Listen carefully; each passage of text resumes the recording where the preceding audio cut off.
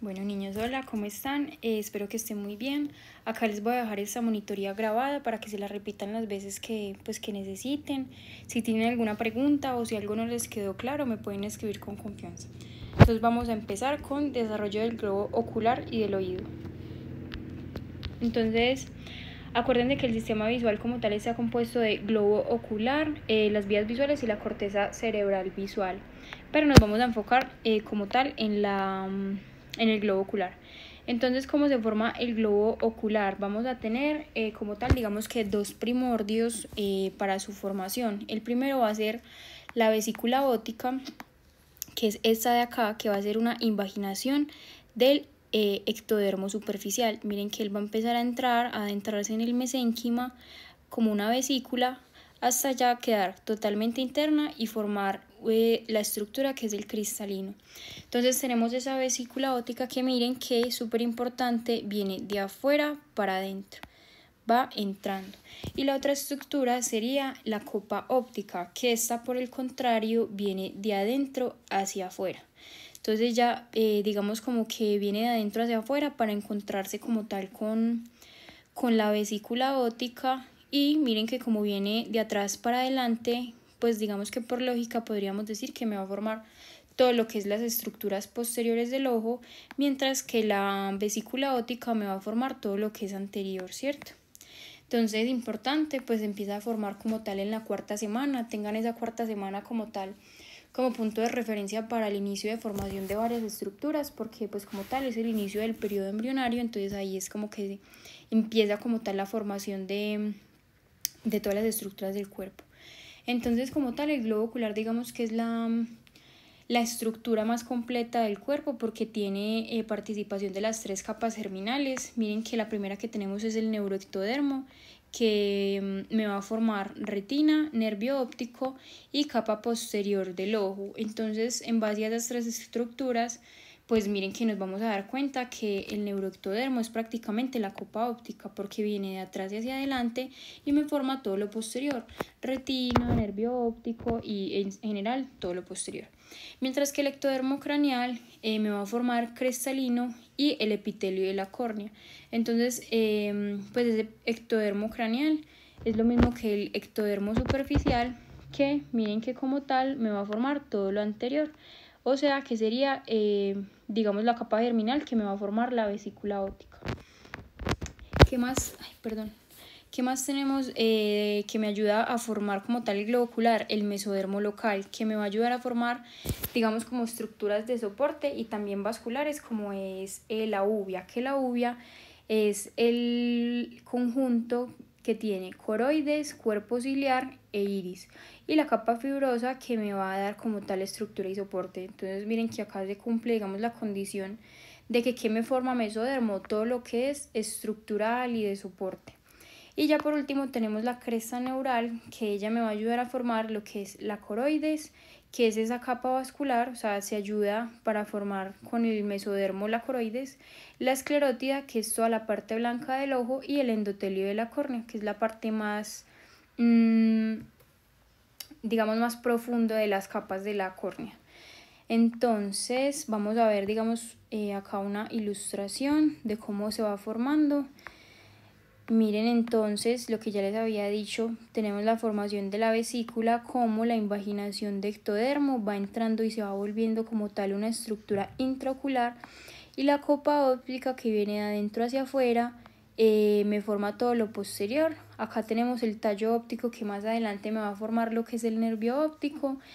Y tengan muy en cuenta, miren que la copa óptica como tal tiene como dos capas y en el centro un espacio, que esto es lo que me puede predisponer a los niños prematuros, como todavía no está como tal formada o unidas las dos capas que me forman la retina, puede producir un desprendimiento de retina porque queda ese espacio en la mitad que todavía no se ha fusionado porque pues el bebé nació muy rápido, muy tempranamente. Entonces vámonos en orden, digamos, para resumir, para ir aterrizando bien. Entonces al final de la cuarta semana como tal, digamos que ya tenemos que la vesícula óptica ya va a medio camino de invaginarse y quedar como una estructura intraocular. Y vamos a tener la aparición de la vascularización primitiva, que son por medio de los vasos hialoideos. estos de acá, vasos hialoideos, que son los que vemos aquí, esos vasitos que se ven, estos de acá, miren que vienen a través del tallo óptico y me van a vascularizar todo lo que es humor vítreo, la retina, hasta el cristalino. Entonces, más que todo, pues como para dar nutrientes y que se dé una apropiada formación de las estructuras del globo ocular. Después, en la sexta semana, el cristalino ya está totalmente intraocular, ya está dentro, entonces digamos que esta sería una sexta semana, porque miren que el cristalino ya está dentro.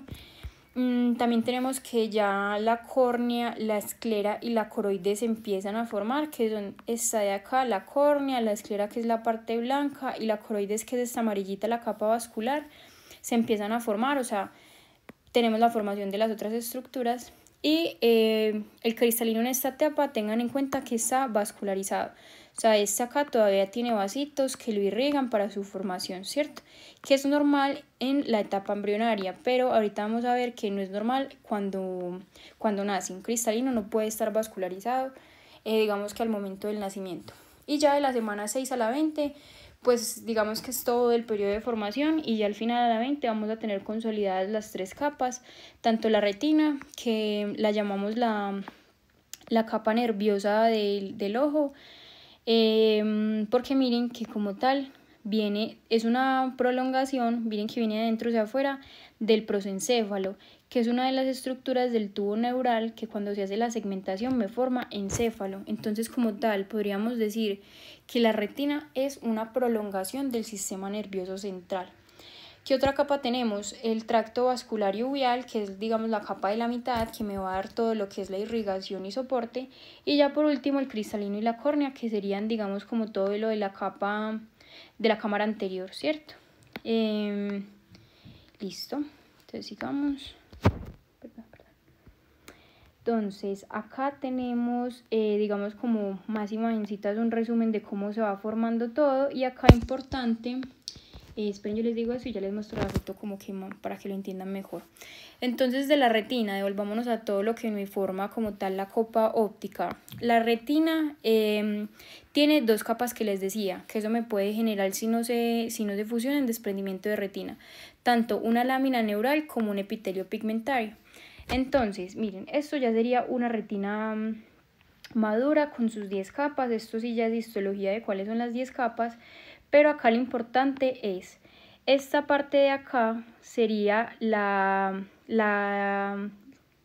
capa interna de la copa y esta de acá sería la capa externa de la copa, ¿cierto? Y este es el espacio que les dije que todavía no se había fusionado en los prematuros, que como tal la copa tiene un espacio en la mitad.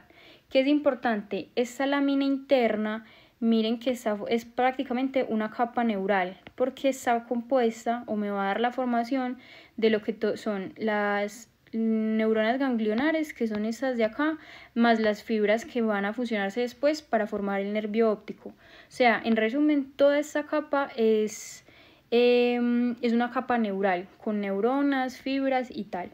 Y la capa más externa, que es la que está pegada a la coroides y la segunda capa de la copa óptica, está llena de epitelio pigmentario, es decir, conos y bastones, que ustedes saben que son los necesarios, pues son como tal fotorreceptores que me van a permitir ver los conos, el color, y los bastones, los tonalidades blanco y negro y ver en la oscuridad. Entonces, por importante, pues eso, lo de las 2 capas, la interna que es más neural, la interna que es neural y la externa, la que está pegada a la coroides, que es la pigmentaria. Listo, entonces eso, lámina neural, epitelio pigmentario y lo que les dije que viene del prosencéfalo, es decir, una extensión del sistema nervioso central. Después tenemos el tallo óptico, que él como tal se oblitera, es decir, se cierra, no queda como con un tubo, con una luz, sino que se cierra y me forma lo que es más adelante el nervio óptico. Este de acá sería el tallo se oblitera, nervio óptico, que se une con las fibras que vienen de la retina de la capa anterior, de la lámina neural.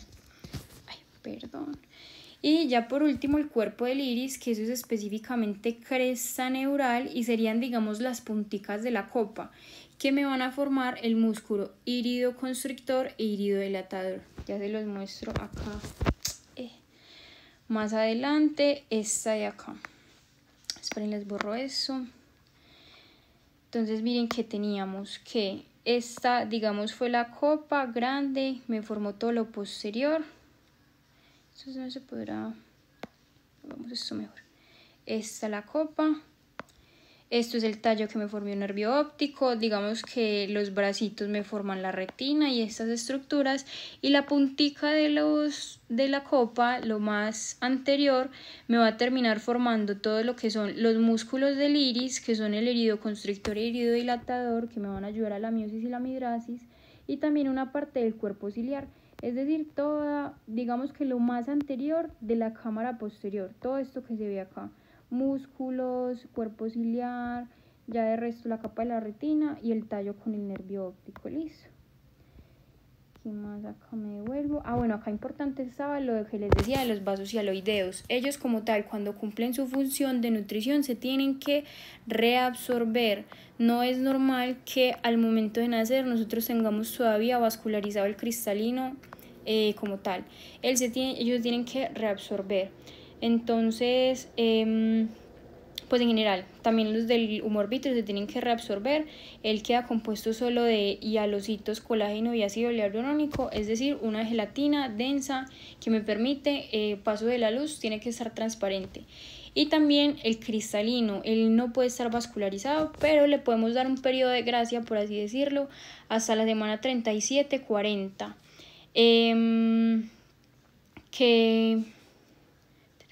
Bueno, sí, que hasta la semana 37 y 40 podríamos tener, por ejemplo, esos vasos hialoideos, pero ellos como tal se tienen que reabsorber, porque si no me van a formar lo que es el reflejo rojo, que es al momento de una oftalmoscopía directa, pues cuando pasa la luz se ve todo rojo, que me habla de presencia de vasos, que pues eso no puede estar ahí porque también me puede generar una retinopatía el que esté todavía vascularizado estas estructuras, y también me generan defectos como tal en la vía visual, porque el cristalino, lo que les digo, tiene que estar transparente para que puedan pasar como tal la luz, que haya un buen paso de luz y haya una buena visión, porque digamos que podríamos hacer la comparación de una catarata con que el cristalino esté vascularizado ya no está transparente, entonces se vuelve opaco, como pasa en las cataratas, ¿cierto?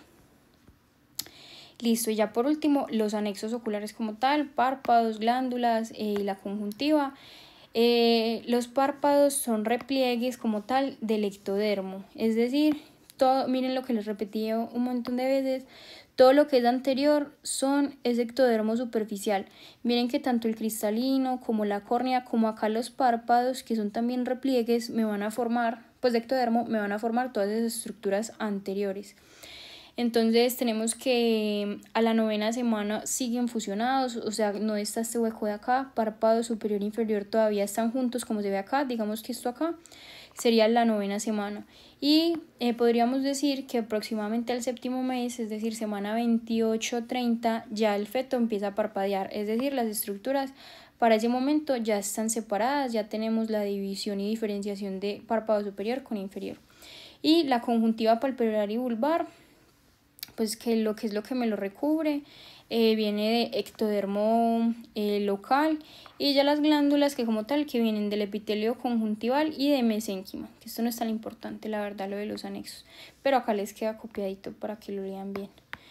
Listo, entonces vamos a pasar a la formación, perdón, me faltó acá las alteraciones. Las dos más importantes y como que más se mencionan son el coloboma, que es un defecto del cierre de la fisura óptica, que miren cómo se ve acá, no se forma como tal el iris, sino que va a tener como una fisura, como que uno ve que algo pasó aquí, no se terminó de cerrar porque le faltó ese pedacito. Entonces como tal el coloboma es eso, un cierre incompleto que me genera una fisura. Y la anoftalmia, que acuérdense que todo lo que tenga como tal este prefijo an es ausencia. Entonces siempre que lean an y después esta palabra, pues es ausencia de, en este caso an, ausencia, oftalmia del globo ocular, oftalmo. Y no sé, puede ser por cualquier alteración en el momento del desarrollo, que no se haya dado la formación de la vesícula óptica, o una alteración genética que me haya detenido el proceso a medio camino. Cualquier cosa puede pasar para que esa anoftalmia no se forme como tal el globo ocular. Listo, entonces seguimos con la formación del oído, que es muy similar a la formación del ojo. Miren que vamos a tener como tal un engrosamiento del ectodermo que se va a empezar a invaginar, a introducir dentro del mesénquima, a formar una vesícula, pero en este caso vesícula óptica, y queda al interior. ¿Qué me forma esta vesícula óptica? Oído interno. Entonces tenemos que primero se va a formar el oído interno, después el medio y por último el externo. Es decir, se va a formar de adentro hacia afuera las estructuras del oído. Y lo último que se forma, como tal, es el pabellón auricular, es decir, la oreja que conocemos pues normalita. Listo, entonces empezamos con el oído interno. Digamos que estos son como formaciones específicas de dónde vienen las estructuras del oído interno, las estereocilias, la estría vascular, y eso es muy específico, la verdad no es tan importante, entonces se los voy a dejar acá en la diapositiva para que lo lean más a fondo, pero no creo que se los pregunten. Entonces mejor sigamos acá con el oído medio, que en el oído medio es prácticamente volvernos a lo que era el aparato branquial, porque de ahí van a salir la mayoría de las estructuras del oído medio. Entonces miren que tenemos un origen pues lo forman primera bolsa faríngea, mesodermo del primer y segundo arco faríngeo y también la membrana faríngea. Entonces vámonos paso por paso.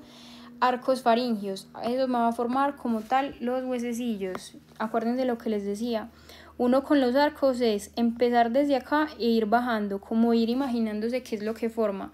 Entonces primer arco me forma los primeros dos huesecillos, martillo y yunque, bajo y me sigue formando la siguiente estructura, estepedio, que literal este es el orden en que están formados los huesos del oído. Este es el que está pegado, digamos, más cercano al tímpano, y este es el que está más cercano a la ventana oval, si no estoy mal, que es la que me delimita oído interno con oído medio, ¿cierto? Entonces ahí se va acercando. Y ya, eso en cuanto a los huesecillos del oído, porque ya los arcos pues me forman son otras estructuras de la cara y del cuello. Listo, seguimos con la bolsa faríngea. Bolsa, como su nombre lo dice, es una estructura, digamos, como hueca, una cavidad. Entonces, ¿qué me forma? La cavidad timpánica y la trompa de Eustaquio. Acuérdense que acá oído y faringe están unidas por la trompa de Eustaquio o trompa faringotimpánica, que como tal es esa prolongación hacia la faringe de la cavidad timpánica. Entonces ahí queda unido tanto la faringe como el oído medio, y por eso muchas veces es que se dan en las infecciones pues de la garganta o así como tal, muchas veces están acompañados por una otitis media, ¿cierto? Listo, entonces ya tenemos arcos faringios, bolsa faríngea y nos falta una estructura que es la membrana faríngea. Como su nombre lo dice, membrana, me va a formar una membrana. ¿Cuál es? La membrana timpánica. Que la membrana timpánica es el límite que me va a dividir oído medio con oído externo. Y listo, eso como tal. Y ya ahí tenemos la formación de oído medio. Es volver a repasar arcos faringios. Y ¿qué nos falta de acá de la diapositiva? El surco faríngeo, que me forma todo lo que es oído externo. Entonces de aquí para adelante, después de la membrana timpánica, se forma el oído externo por el surco faríngeo. Entonces vamos a recapitular, digamos que por semanas. En la cuarta semana empieza la formación del oído. Siempre acuérdense de la cuarta semana. Con una placoda óptica, que es un engrosamiento del ectodermo que se empieza a invaginar y empieza a entrar para formar lo que es el oído interno. En la semana 4 a la 6, en ese oído interno o vesícula óptica, que es el primordio, vamos a tener el primer laberinto membranoso y de ahí como tal la formación de conductos y los sacos endolinfáticos.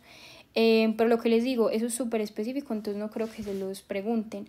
¿Cuál sería, digamos, como un resumen a grosso modo en la semana 4 a la 6? Como para, digamos que para encapsular todo en dos estructuras gigantes, vamos a tener que esa vesícula se divide en dos porciones. La porción dorsal o utricular, que se divide en, pues no se divide, sino que es la porción vestibular. Y la porción ventral ocular, que es la porción acústica o coclear. Entonces, grande. ¿En qué se divide la vesícula óptica? En dos grandes estructuras, vestibular y coclear, es decir, de equilibrio y de audición. Ya, eso es todo. Eso en cuanto a oído interno, digamos como división grande y para resumirlo.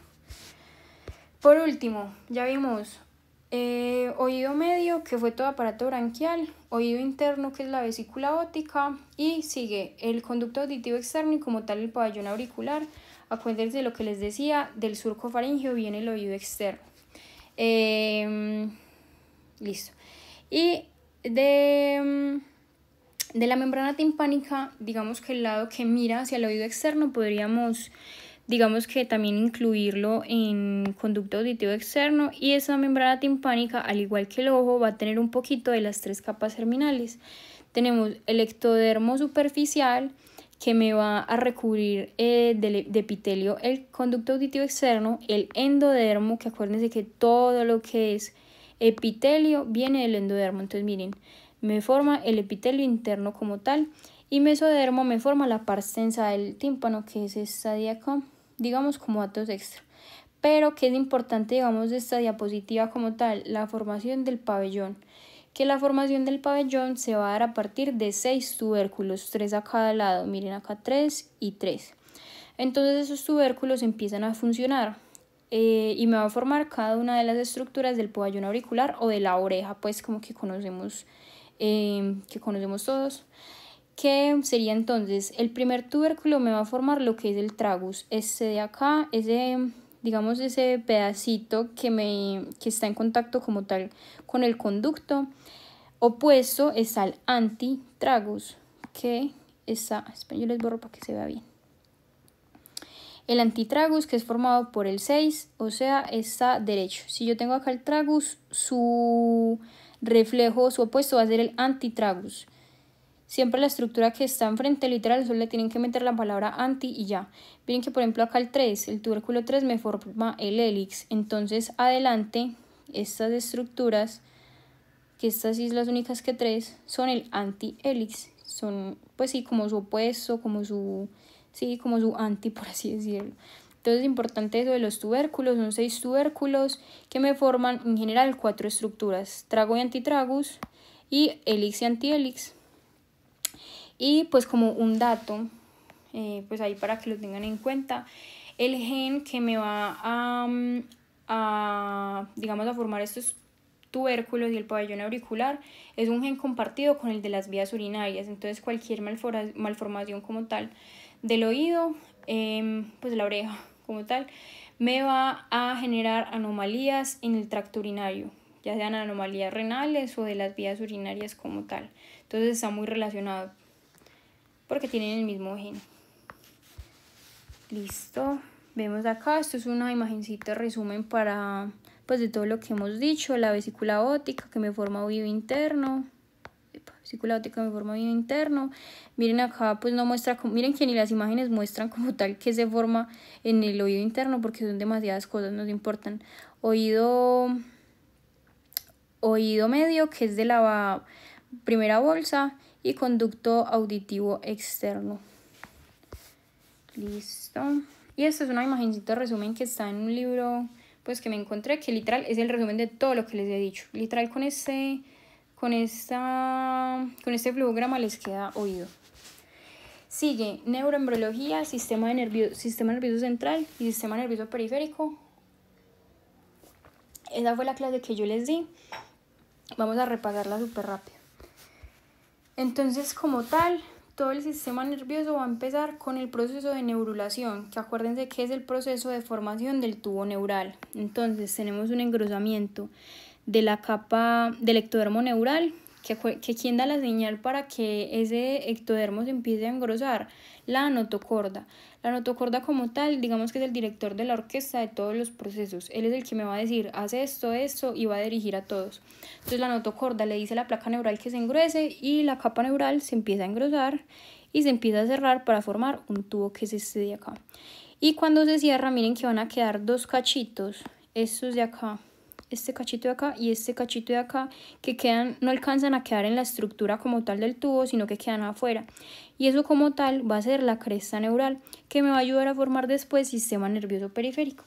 Entonces ya tenemos la formación del tubo. Un tubo tiene un extremo superior e inferior abierto. Nosotros como tal tenemos que hacer el cierre de esos, de esos extremos que se llaman como tal neuroporos.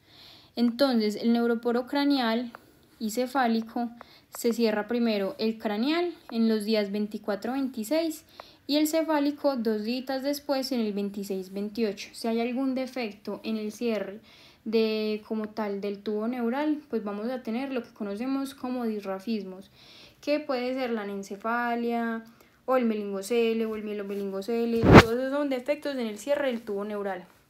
¿Qué me puede ayudar en el embarazo? Pues que uno le manda a las embarazadas el ácido fólico. Uno le manda ácido fólico a las embarazadas para que se dé el cierre de estos extremos del tubo neural.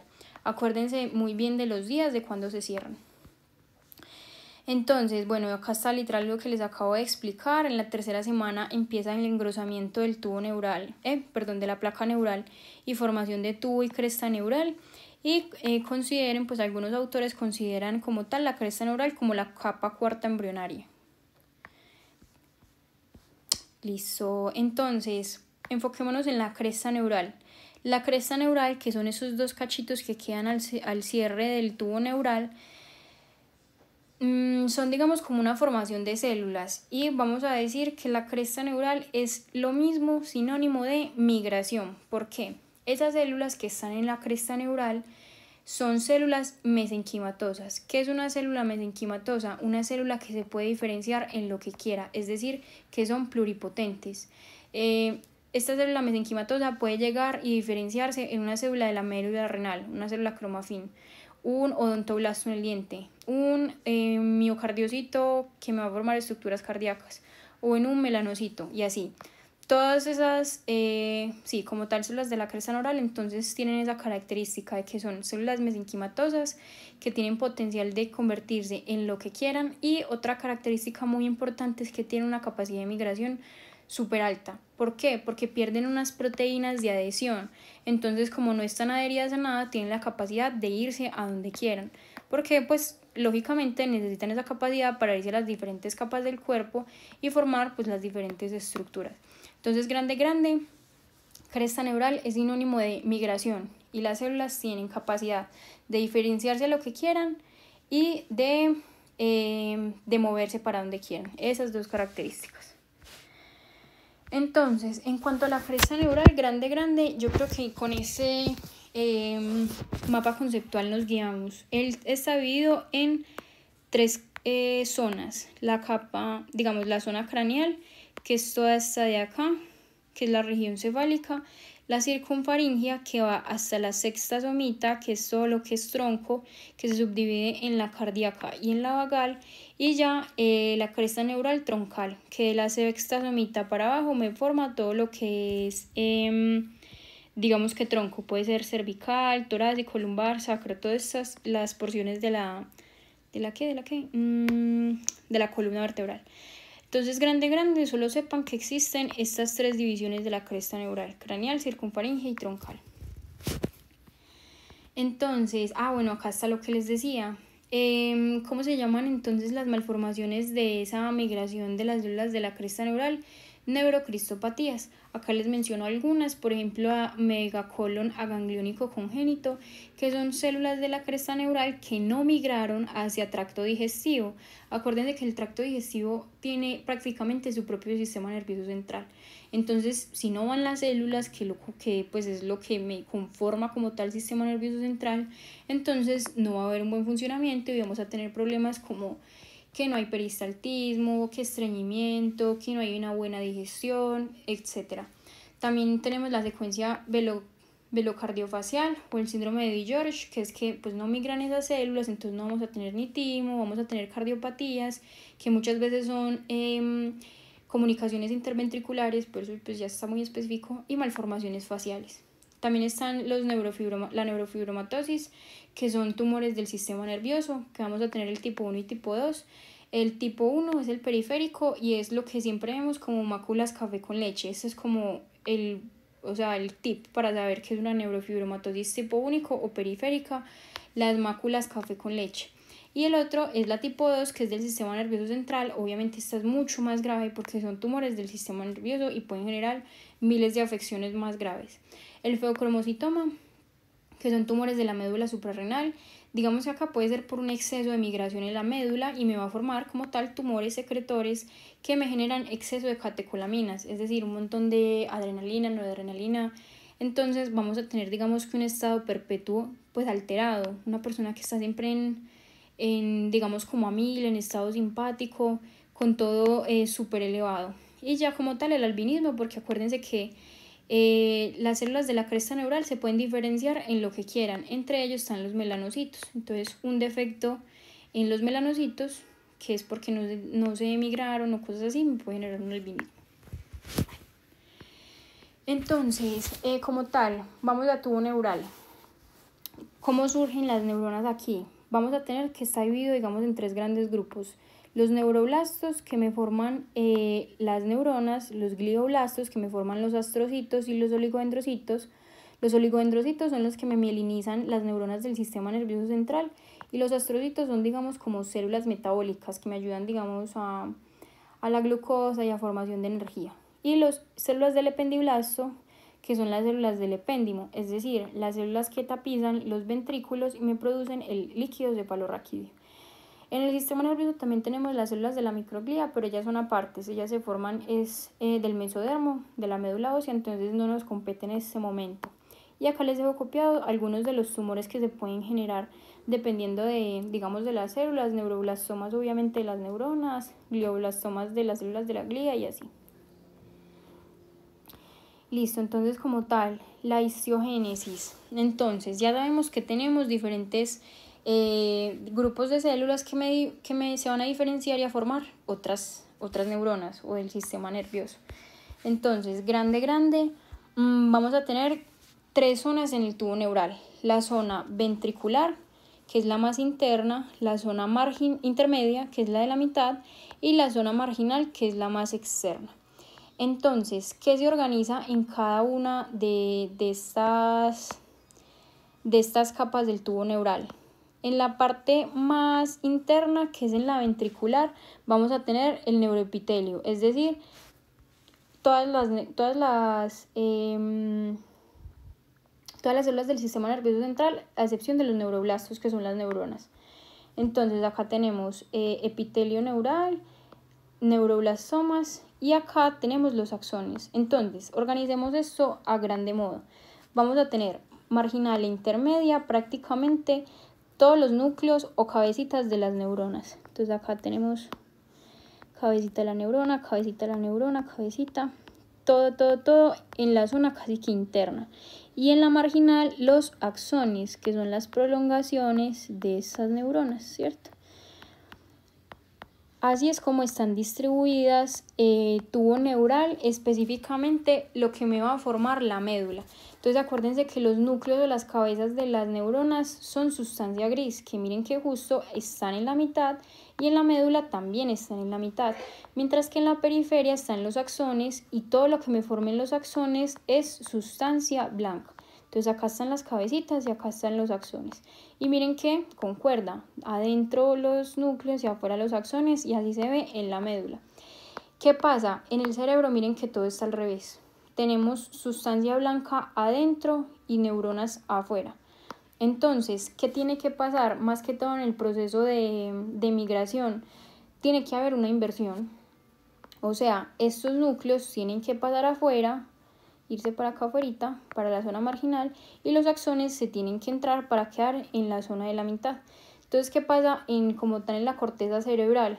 Estas neuronas, los cuerpos como tal, los núcleos, las cabecitas se van para afuera, y las prolongaciones, axones, quedan adentro, quedando sustancia gris afuera, como se ve acá en un encéfalo normal, y sustancia blanca abajo, con los axones hacia adentro, ¿cierto?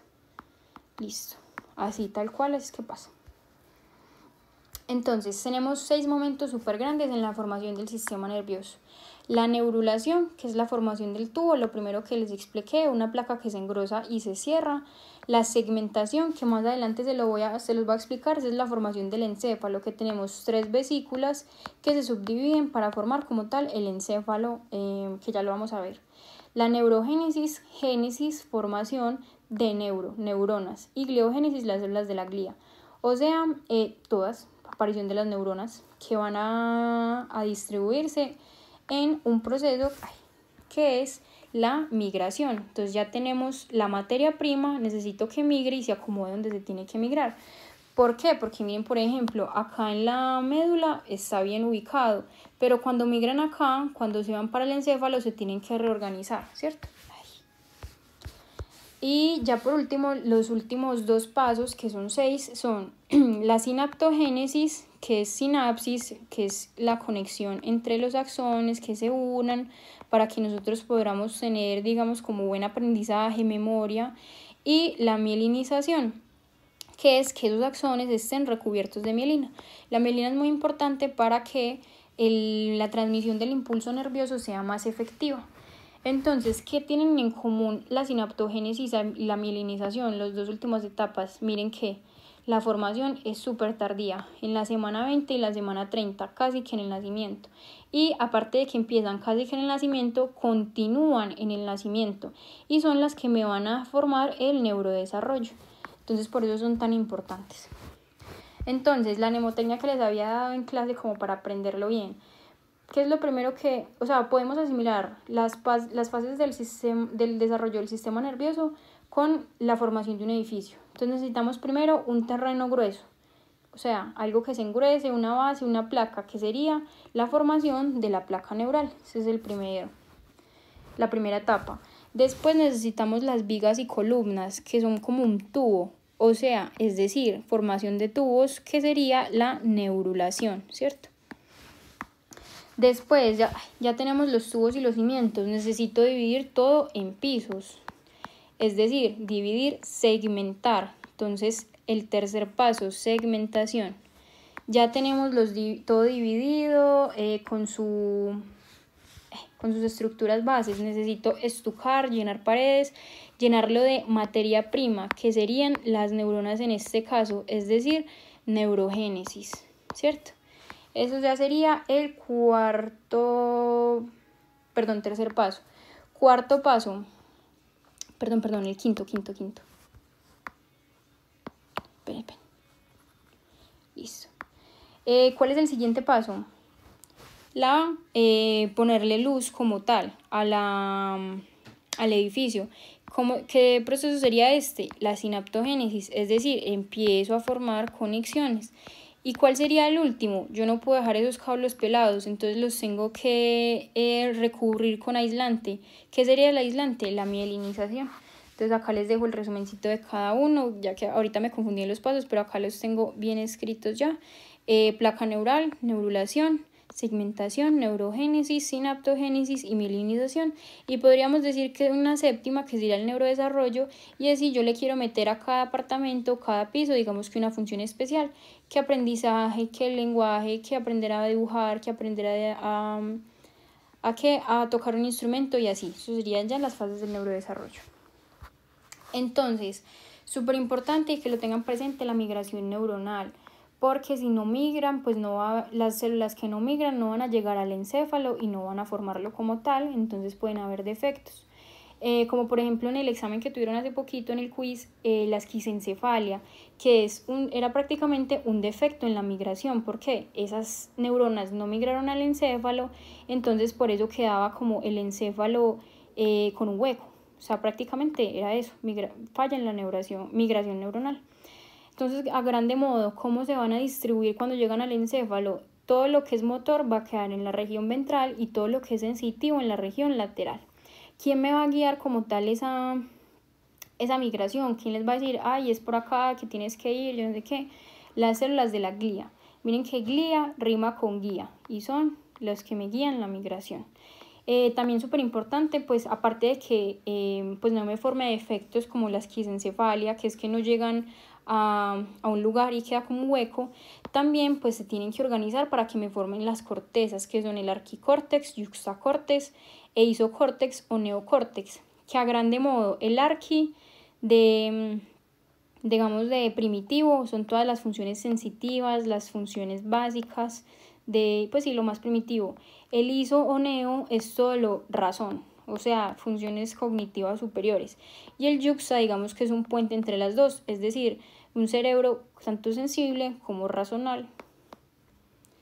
Listo. Bueno, y que en este proceso ocurren las decusaciones. O sea, ellas migran y se entrecruzan, y por eso se da el entrecruzamiento en el cerebro y ya después a la médula espinal, que acuérdense que todo lo que pasa en el hemisferio izquierdo se refleja en la zona derecha del cuerpo. ¿Por qué? Por las decusaciones. ¿Y cuándo se dan esas decusaciones? En la migración. Listo, sigamos. Entonces, la sinaptogénesis, formación de sinapsis, que acuérdense que junto con la mielinización son dos procesos que van a continuar después del nacimiento y que empiezan casi que al final. Entonces, en cuanto a la sinapsis, tenemos, digamos que 3 picos, que el primero es de la corteza visual y auditiva, que se da de los 2 meses a los 5 años. O sea, lo primero que hacemos como seres humanos es aprender a escuchar y a reconocer esas señales auditivas y a ver. Eso es lo primero que se desarrolla, la visión y el oído. Después, ¿qué sigue? Un pico entre los 8 meses y los 5 años, casi que va simultáneo con la visual y la auditiva, y es la especialización o sinapsis en cuanto a las áreas del lenguaje, que acá tenemos las áreas de Broca y de Wernicke, que acuérdense que la de Broca es todo lo que es como fonación y articular y que se pueda entender lo que digo, y Wernicke es yo entender lo que me están diciendo. Entonces digamos que alguna alteración en estas dos es lo que me va a dar las afasias. Una frase de Broca es que yo no puedo hablar, o sea, no se me entiende, que es como no puedo vocalizar ni decir bien. Y Wernicke es que puedo hablar fluidamente, pero no entiendo lo que me dicen. Entonces, esas personas son las que dicen incoherencias. Y por último, pico de sinapsis de la corteza prefrontal. Es decir, todo lo que son funciones cognitivas superiores o el desarrollo de la corteza frontal, y se da del primer año a los 20 años. Listo. Perdón. Entonces acá tengo como, pues les hice como un diagrama, eso no lo saqué de ninguna parte, simplemente le puse a chat que me lo ilustrara como para que fuera más fácil, pero miren que el orden es corteza visual y auditiva, lenguaje, prefrontal y listo. Estos son como los 3 picos de la sinapsis.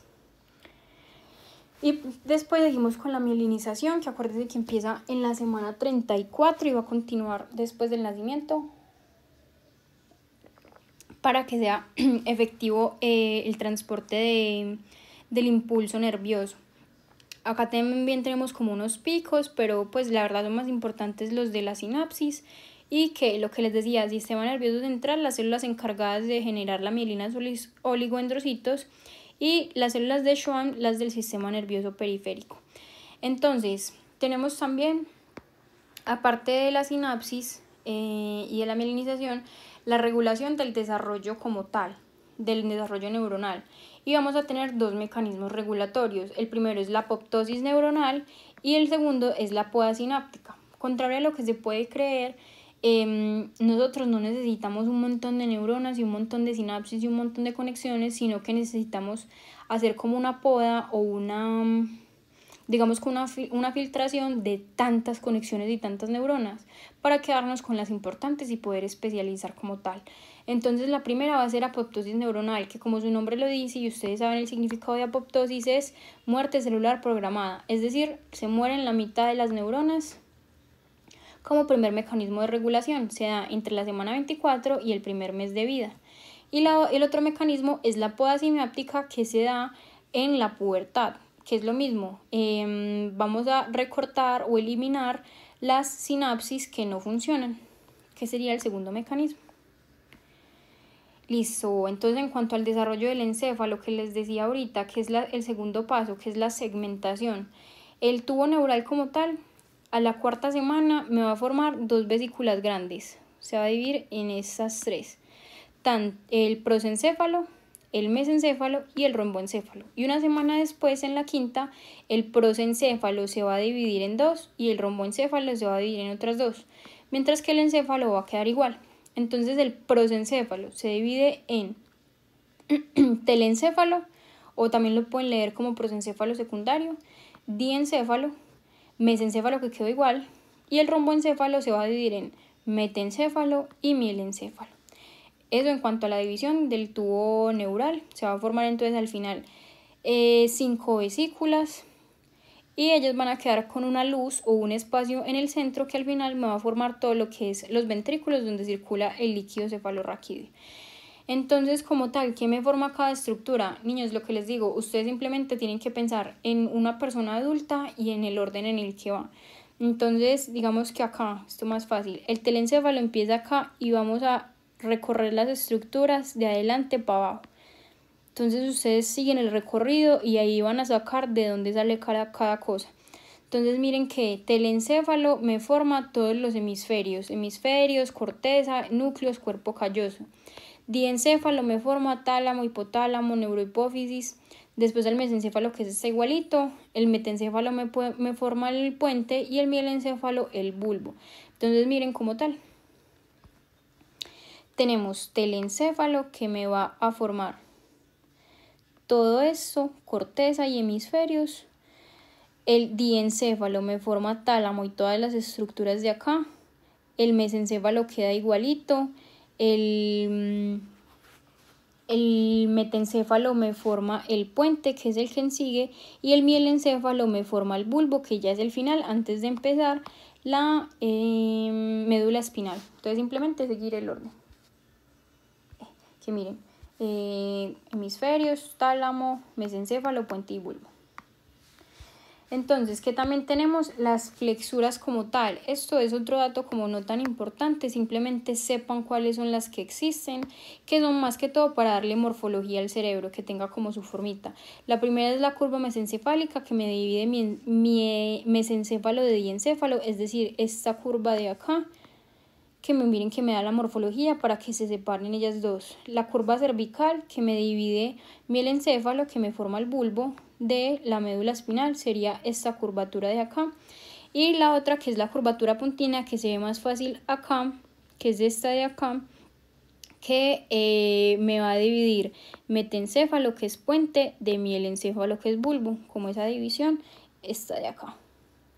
Simplemente tengan en cuenta cuáles existen, el nombre de estas tres y ya, que es simplemente para que se dé la morfología.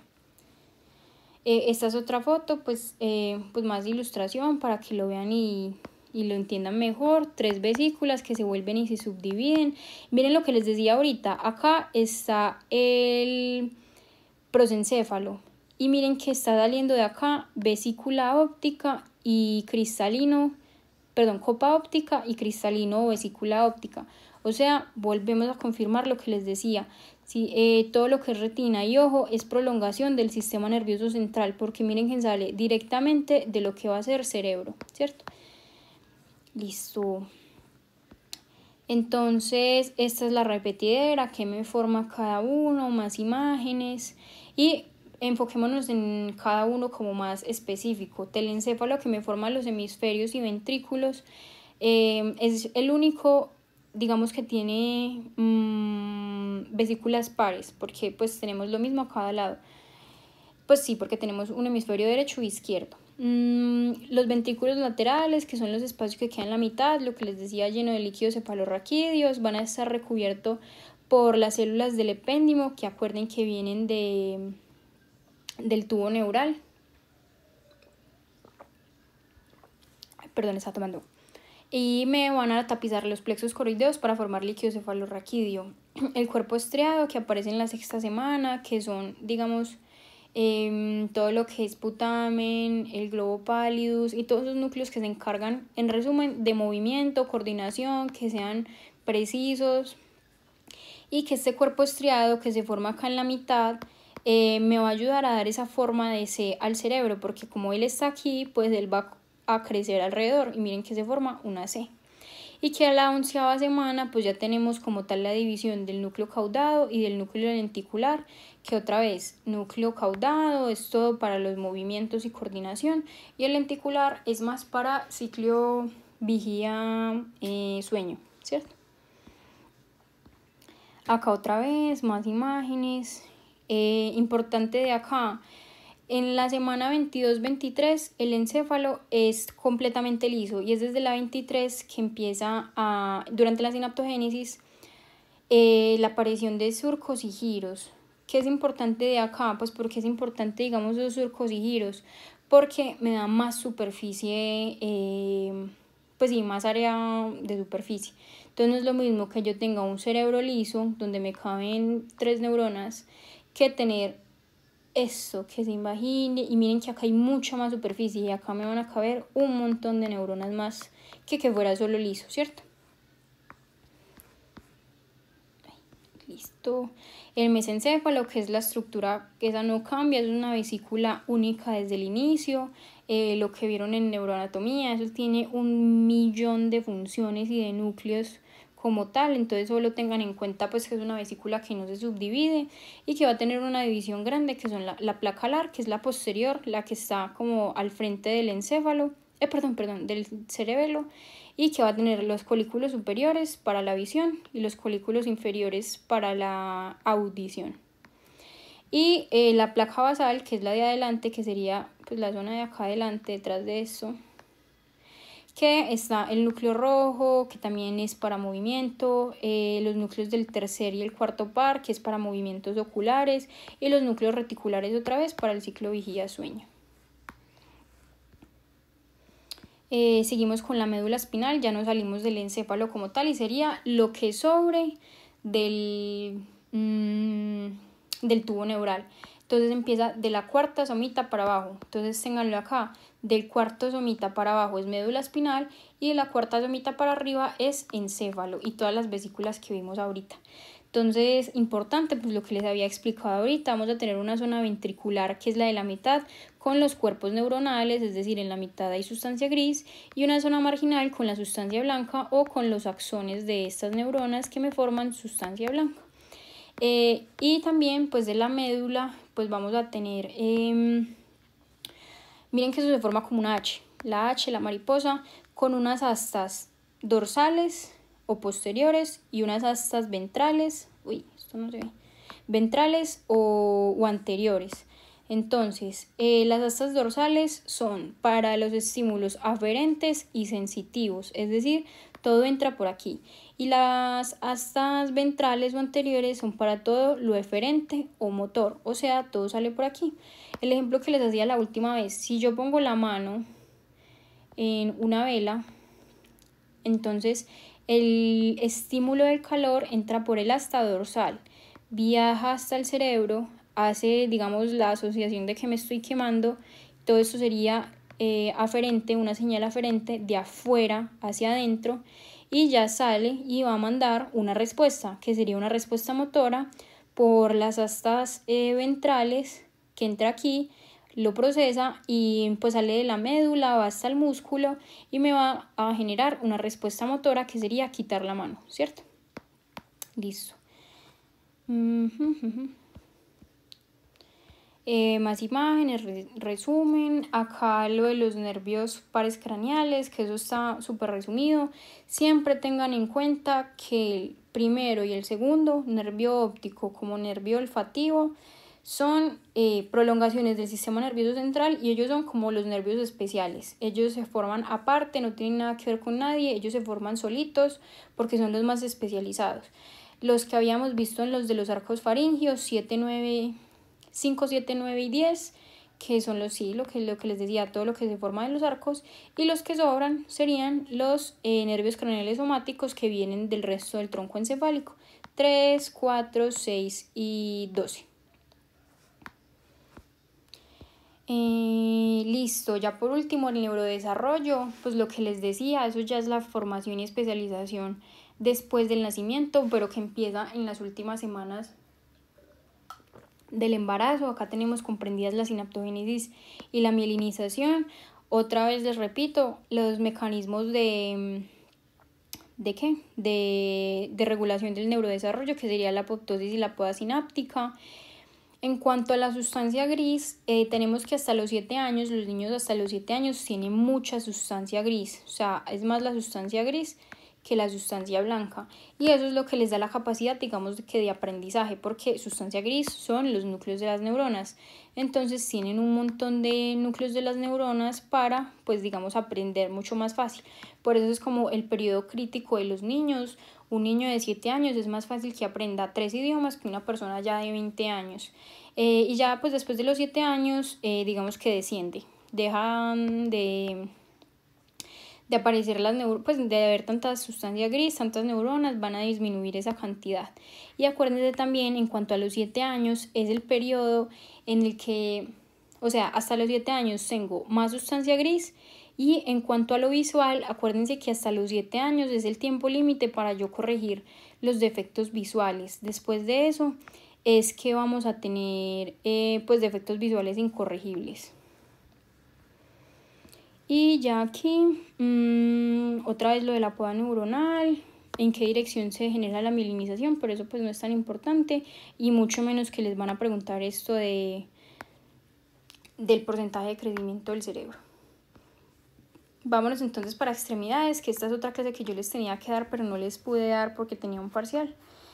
Entonces, grande, las extremidades van a surgir del sistema apendicular. Miren que digamos que el esqueleto se va a dividir en dos sistemas grandes. El axial, que es cabeza, cuello y tronco, que es todo lo de la mitad, y se desarrolla la semana 5 a la 8. Y el sistema apendicular, que son las extremidades, que se desarrolla de la 4 a la 8. Entonces, digamos que los pasos en cuanto a la formación de los huesos, vamos a tener huesos del mesénquima. Acuérdense que mesénquima sería células que se pueden diferenciar pues a lo que quieran. Y esto lo vamos a ver más adelante, que dependiendo de la vía que cojan, vamos a tener una osificación intramembranosa y endocondral, que ya más adelante se los voy a explicar. Pero en este caso, en el caso del sistema apendicular de las extremidades, vamos a tener una endocondral, es decir, con una placa de cartílago. Entonces tenemos una placa de cartílago a la semana 6, el hueso largo como tal ya va a estar formada a la semana 7, y vamos a tener los centros primarios de osificación, que es para que siga dando el crecimiento del hueso, en la semana 12 ya como tal formada.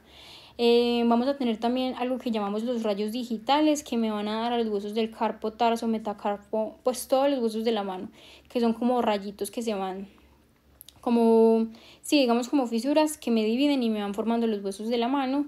Y importante, en la semana 5 vamos a tener la inervación motora, con tanto sensitiva como motora, sí, inervación general, y pues sí, de los músculos que se van a formar y de la piel que vamos a formar después, que serían lo de los dermatomas. Importante en la formación de las extremidades, ellas digamos que se forman al revés, por así decirlo, entre comillas. Entonces cuando se van formando las yemas o los primordios de las extremidades tienen que rotar, y los miembros inferiores rotan hacia medial, o sea hacia adentro.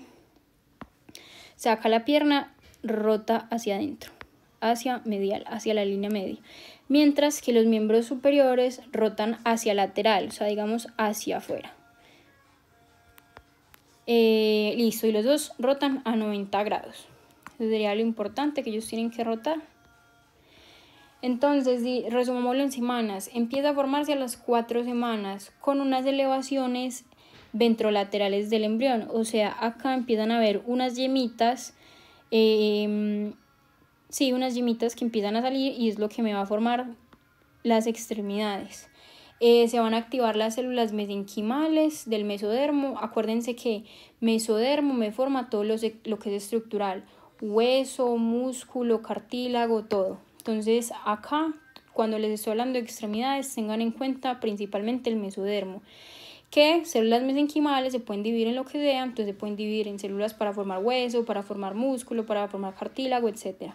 Entonces tenemos las yemas de los miembros, o sea, estos pedacitos, unos deditos que van prolongándose, que están llenos de un núcleo de mesénquima rodeada de ectodermo, es decir, núcleo de mesénquima, músculo, me va a formar músculo, y rodeado de ectodermo, es decir, de piel. Tiene todo el sentido del mundo, adentro está el músculo y afuera lo rodea la piel. Momentos del desarrollo como tal, en el día 26-27, es decir, el primero que se forma son los miembros superiores y un día después se forman los miembros inferiores en el día 28-29. Lo que les acabo de decir, todo está recubierto por ectodermo apical que me va a dirigir el crecimiento, obviamente de proximal a distal. O sea, empieza acá de proximal y se va hacia distal para formar las extremidades. Esta que Entonces, en la quinta semana ya digamos que crecieron como tal esas yemas, ya tenemos las prolongaciones y se van a formar las placas podálicas, que pues como tal son los que me van a formar tanto manos como pies. Vamos a tener unas proteínas que se llaman proteínas morfogénicas óseas, el factor de crecimiento beta, ácido retinoico y activina A, que son proteínas como tal que me ayudan a formar, pero son muy susceptibles a mutaciones y a teratógenos. Entonces, cualquier alteración de alguna de estas proteínas me puede generar teratogénesis, que no se forme como tal alguna extremidad, que es lo que vamos a ver más adelante, cómo se llama cada una de esas malformaciones o déficit en la formación de alguna de las extremidades. Ya en la sexta semana tenemos placas especializadas de las manos, pues sí, se empieza a formar como tal la mano más especializadamente con su formación de los dedos y los huesos del carpo, los huesos del carpo. Y en la semana 7, porque acuérdense que primero siempre son miembros superiores y después los inferiores, las placas de los pies con la formación de los huesos del tarso y pues los dedos del pie. Listo, entonces acá tenemos una imagen que me lo ilustra súper bien. Miren que primero se va a formar una yema a los lados, que es como una aletica. Después a la semana 6 tenemos la formación de las placas, que es que empieza a formar deditos junto con los rayos, que los rayos son la formación de los huesos del carpo. Las extremidades se flexionan, rotan, acuérdense que son 90 grados hacia lateral para afuera, y ya tenemos la formación tanto de los dedos definidos, separados, los huesos, y sería exactamente lo mismo abajito en los pies. Acá lo que les decía, la rotación de las extremidades. Miren que la rotación de los miembros superiores es hacia afuera, hacia lateral, mientras que la rotación de los pies es hacia adentro, hacia medial. Y ya por último, lo más importante de las anomalías en las extremidades se van a dar primer o segundo mes, porque son muy susceptibles en ese tiempo a teratógenos, específicamente semana 4 a 5. Y vamos a tener 3 grandes malformaciones. La amelia, que es ausencia total de una extremidad. Miren que acá no hay absolutamente nada de bracito. No hay nada. Si yo tuviera, digamos, un bracito hasta acá, digamos que hasta el codo, que tendría una meromelia, es decir, una ausencia parcial. Miren acá se logró formar un esbozo de lo que iba a ser la piernita del bebé. No es como que no haya absolutamente nada. Sí logra haber un pequeño esbozo que sería meromelia. Y la focomelia, que es ausencia de las 4 extremidades. Acá entra algo, pues un caso que fue súper famoso, que es el caso de la talidomida, que era un medicamento que se usaba en los años 80-90 para las náuseas de las embarazadas. Entonces hubo una época en que a todas las embarazadas para las náuseas se les daba talidomida. Entonces miren, las náuseas se dan en las primeras semanas del embarazo. ¿Y cuándo se da la susceptibilidad a la malformación de las extremidades? En las primeras semanas. Entonces por eso se daba la relación de que esta talidomida era teratogénica, se la mandaban las embarazadas para las náuseas y al final, ¿qué pasaba? Nacían bebés con focomelia, es decir, niños sin las 4 extremidades. Eso fue como tal, literal, como una epidemia de un montón de niños que nacían con focomelia. Entonces esas son, digamos, las 3 grandes y las 3 más importantes: amelia, meromelia y focomelia. Y tenemos otras, pues ya digamos que variaciones, por ejemplo, una ausencia congénita de radio de la ulna. Esta que vemos en la foto simplemente es una ausencia de radio por defectos, digamos, en la formación de los huesos, alguna célula mesenquimal que no me terminó formando esa estructura ósea. Y tenemos unas variantes de la meromelia. Acuérdense que la meromelia es ausencia parcial. Entonces, por ejemplo, acá, mano hendida o pies hendidos. Miren que se formó como tal la extremidad, pero al nivel de la mano no se formó bien. Solo se formaron 2 dedos porque quedaron fusionados todos. La braquidactilia. Braqui es chiquito. Entonces son acortamiento de las falanges. Miren, por ejemplo, acá la comparación de una falange normal con una más acortada.